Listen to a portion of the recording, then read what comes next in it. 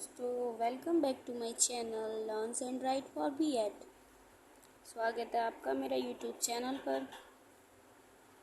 आज हम sessional work की फाइल यानी कि सेशनल वर्क के असाइनमेंट के बारे में देखेंगे।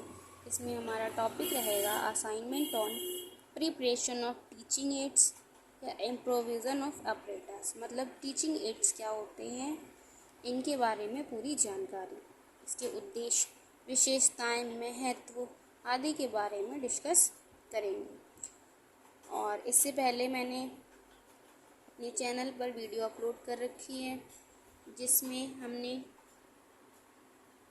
पीयर असेसमेंट के बारे में डिस्कस किया था।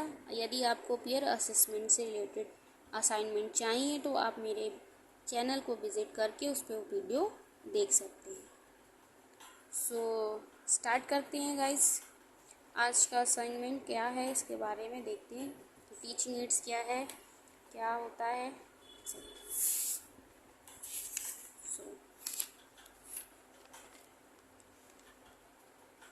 टीचिंग एड्स या शिक्षक सहायक सामग्री क्या होती हैं, इसके बारे में इंट्रोडक्शन देखेंगे पहले हम इसका।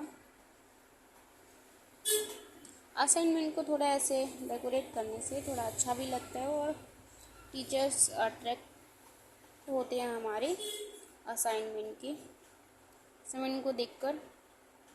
सो आप अपने असाइनमेंट को जितना अच्छा बना सकते हैं बना लीजिए। देखते हैं दोस्तों क्या होता है। शिक्षक सहायक सामग्री। शिक्षण करते समय शिक्षक द्वारा प्रयोग किए जाने वाले वे साधन या अध्यापन युक्तियाँ जिनके द्वारा पाठ्य वस्तु को सरल, स्पष्ट, रुचिकर, आकर्षक एवं प्रभावशाली बनाया जाता है, शिक्षक सहायक सामग्री कहलाती है। मतलब जब हम टीचिंग करते हैं या जो हमारे टीचर्स हमें पढ़ाते आते हैं तो उन्हें किस किस चीज़ की आवश्यकता होती है। तो चौक है, डस्टर है, ब्लैक बोर्ड है, या कुछ टॉपिक पढ़ा रहे हैं तो उससे रिलेटेड कोई टीएलएम वगैरह है, या कोई ओरिजिनल चीज़ या वस्तु दिखाना चाहते हैं तो ये सारी हमारी किसके अंतर्गत आती है, शिक्षक सहायक सामग्री के अंतर्गत आती हैं। तो आगे इसमें देखिए, अध्यापन के दौरान पाठ्य सामग्री को समझाते समय शिक्षक जिन जिन सामग्रियों का प्रयोग करता है वह सहायक सामग्री कहलाती है। किंतु आधुनिक शिक्षा प्रणाली में सहायक सामग्री के संबंध में कई नवाचार हुए। नवाचार मतलब कई बदलाव हुए हैं जिनकी सहायता से अध्ययन को रोचक व प्रभावपूर्ण बनाया जा सकता है। इन सामग्रियों द्वारा सीखा ज्ञान न केवल छात्रों में उत्साह जागृत करता है बल्कि सीखे हुए ज्ञान को लंबे समय तक अपने स्मृति पटल में संजोए रख सकता है। सहायक सामग्रियों के प्रयोग के समय शिक्षक भी अपने अध्यापन के प्रति उत्साहित रहता है। इसके द्वारा कक्षा का वातावरण हमेशा सकारात्मक बना रहता है। मतलब पहले सबसे ज़्यादा चौक, डस्टर, पॉइंटर और बोर्ड का यूज़ होता था, लेकिन आजकल देखा है कि मॉडर्न टाइम में कंप्यूटर, प्रोजेक्टर और इन चीज़ों का प्रयोग ज़्यादा हो रहा है। क्रिएटिविटी ज़्यादा यूज़ की जाती है बच्चों को पढ़ाने के लिए। उसके बाद आता है हमारा कुछ डेफिनेशंस हैं जो वैज्ञानिकों द्वारा दी गई हैं टीचिंग एड्स के ऊपर। सो डेंट के अनुसार है, सहायक सामग्री वह सामग्री है जो कक्षा में या अन्य शिक्षण परिस्थितियों में लिखित या बोली गई पाठ्य सामग्री को समझाने में सहायता प्रदान करती है। कार्टर अगुड के अनुसार कोई भी ऐसी सामग्री जिसके माध्यम से शिक्षण प्रक्रिया को उद्दीपित किया जा सके अथवा श्रवण इंद्रियां संवेदनाओं के द्वारा आगे बढ़ाया जा सके वह सामग्री कहलाती है। सामग्री से मतलब शिक्षण सहायक सामग्री कहलाती है। उपरोक्त परिभाषाओं से स्पष्ट होता है कि सहायक सामग्री वह सामग्री, उपकरण तथा युक्तियां हैं जिनके प्रयोग करने से विभिन्न शिक्षण परिस्थितियों में छात्रों और समूह के मध्य प्रभावशाली ढंग से ज्ञान का संचार होता है। नेक्स्ट है हमारा शिक्षण सहायक सामग्री का महत्व। क्या महत्व है, क्या योगदान देती है शिक्षण सहायक सामग्री में यूजवान होने वाली चीज़ें। तो सहायक सामग्री विषय को स्थायी रूप से सीखने व समझने में सहायक होती है। शिक्षक का मौखिक व्यक्तित्व पर कम प्रभाव उत्पन्न करता है, वहीं दृश्य सामग्री पाठ को रोचकता प्रदान कर उसमें बोधगम्य बनाती है। मतलब जो हम देखेंगे या जो कानों से सुनेंगे उस पर विश्वास ज़्यादा करेंगे, या वो अच्छा लगेगा हमें, या सामने से जो दिखेगा वो अच्छा लगेगा। तो सामने से देखने वाली चीज़ अच्छी लगेगी ना, जो दृश्य सामग्री होगी, तो उसमें जो बच्चे हैं ज़्यादा रुचि लेते हैं। कहने का मतलब है मौखिक दृश्य सामग्री से अच्छी है कि वो सामने से जो दिख रही है वो दिखाएं, तो वो ज़्यादा अच्छी रहेगी। ये अनुभवों के द्वारा ज्ञान प्रदान करती है। शिक्षक के समय व ऊर्जा दोनों की बचत करती है। ये विचारों भावनात्मक प्रदान करती है, भाषा संबंधी कठिनाइयों को भी दूर करती है। आगे आप देख सकते हैं। नेक्स्ट है हमारा ऑब्जेक्टिव ऑफ टीचिंग एड्स, मतलब शिक्षण सहायक सामग्री के उद्देश्य हैं कुछ, जैसे छात्रों में पाठ के प्रति रुचि उत्पन्न करना, बालकों में तथ्यात्मक सूचनाओं को रोचक ढंग से प्रस्तुत करना, सीखने की गति में सुधार करना, छात्रों को अधिक क्रियाशील बनाना, अभिरुचियों पर आशानुकूल प्रभाव डालना, तीव्र एवं मंद बुद्धि छात्रों को योग्यता अनुसार शिक्षा देना, जटिल विषयों को भी सरस रूप में प्रस्तुत करना, बालक का ध्यान अध्ययन की ओर केंद्रित करना, अमूर्त पदार्थों को मूर्त रूप देना आदि हमारे क्या हैं शिक्षण सहायक सामग्री के उद्देश्य। फिर आता है हमारा शिक्षण सहायक सामग्री की विशेषताएं। देख सकते हैं आप, वीडियो को पॉज कर स्क्रीनशॉट भी ले सकते हैं, आप इसको नोट डाउन भी कर सकते हो और अच्छे से पढ़ सकते हैं। ये इसकी विशेषताएं हैं कुछ।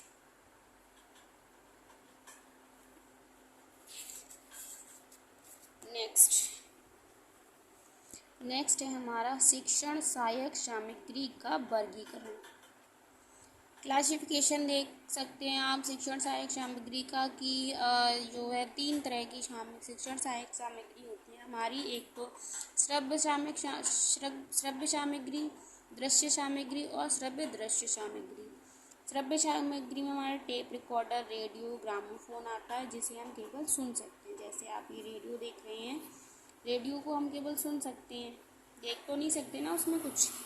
उसके बाद आता है दृश्य सामग्री, इसमें वास्तविक पदार्थ, नमूने, मानचित्र, graph, black board, projector, slides, model आदि आता है। जैसे उसमें हम देखकर पढ़ते हैं या समझते हैं। जैसे ग्राफ है, ग्राफ में हम किसी को भी ड्रॉ करते हैं तब उसको हम दिखाकर ही तो समझाते हैं ना बच्चों को, वो होती है दृश्य सामग्री। श्रव्य दृश्य सामग्री क्या होती है, जो चलता फिरता हमारे सामने हमें चलता फिरता दिखाई देता है, वो होता है दृश्य और श्रव्य सामग्री। जैसे चलचित्र, इसे हम सिनेमा बोलते हैं, टेलीविज़न हो गया, दूरदर्शन, कंप्यूटर एक्सेट्रा, जो हमारे किस में आते हैं श्रव्य दृश्य सामग्री में। जैसे टेलीविज़न है, उसको हम बच्चों को कुछ दिखाएंगे, वीडियो के द्वारा जितना दिखाएंगे तो वो ज़्यादा दिमाग में बैठता है बच्चों के, अकॉर्डिंग टू श्रव्य सामग्री और दृश्य सामग्री की।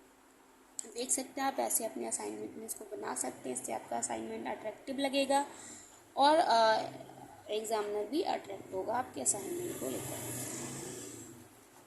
नेक्स्ट है हमारा श्रव्य सहायक सामग्री क्या है। अब इसको हम डिटेल में यहाँ पर डिस्क्राइब कर देंगे पूरा। अब ये रेडियो है, हमने एक एग्जाम्पल के रूप में ले लिया, तो ये रेडियो के बारे में पूरी जानकारी देनी होगी हमें, क्या है क्या नहीं है। बाकी फिर आता है हमारा रेडियो का शिक्षण में प्रयोग किस तरह कर सकते हैं हम, वो है। रेडियो तो हम घर में भी सुनते हैं, लेकिन शिक्षण में इसका कैसे प्रयोग कर सकते हैं ये बताया गया है। रेडियो का शैक्षिक महत्व क्या है, शिक्षा में इसका क्या महत्व है। नेक्स्ट है हमारा दृश्य सहायक सामग्री, जिसमें श्याम पाठन की ब्लैक बोर्ड आता है या ग्राफ आता है हमारा, तो आप जो भी लिखें उसके बारे में पूरा डिस्क्राइब अच्छे से करें। देख सकते हैं आप। नेक्स्ट है हमारा श्याम पट का कक्षा में प्रयोग विधि का कैसे प्रयोग करते हैं, किस तरह उसको रखते हैं, किस तरह से हमें उस पर काम करना चाहिए, एक्सेट्रा। नेक्स्ट आता है हमारा श्रव्य दृश्य सामग्री, वे साधन जिनमें दृष्टि और श्रवण इंद्रियों का एक साथ प्रयोग होता है, अर्थात जिन्हें सुनने के साथ साथ देखा भी जा सकता है, जैसे टेलीविज़न, कंप्यूटर, स्मार्टफोन, प्रोजेक्टर आदि। तो कंप्यूटर के बारे में हमने डिस्क्राइब कर दिया यहाँ, किस तरह से उसको यूज़ कर सकते हैं शिक्षा के लिए। आजकल तो कंप्यूटर तो बहुत ज़्यादा ही इम्पोर्टेंट हो गया है बच्चों की शिक्षा के लिए। शिक्षा के क्षेत्र में और भी कार्य क्षेत्रों में कंप्यूटर का यूज़ बहुत ज़्यादा किया जा रहा है, इसलिए कंप्यूटर के बारे में जानकारी होना बच्चों को बहुत आवश्यक हो गया है। ये शिक्षा में कैसे उपयोग करते हैं कंप्यूटर का सारा लिखा है, आप इसको आराम से बैठ के पढ़ सकते हैं। आपको इन असाइनमेंट्स की अगर पीडीएफ चाहिए तो आप कमेंट सेक्शन में कमेंट कर सकते हैं, मुझे बता सकते हैं कि आपको पीडीएफ चाहिए, तो मैं इसकी पीडीएफ बनाकर आपको दे सकती हूँ अपनी चैनल पर। कमेंट कीजिए, बताइए। इसके बाद लास्ट हमारा आता है कंक्लूजन, निष्कर्ष जिसे बोलते हैं हम, अपने शब्दों में पूरा सार बताना उसका।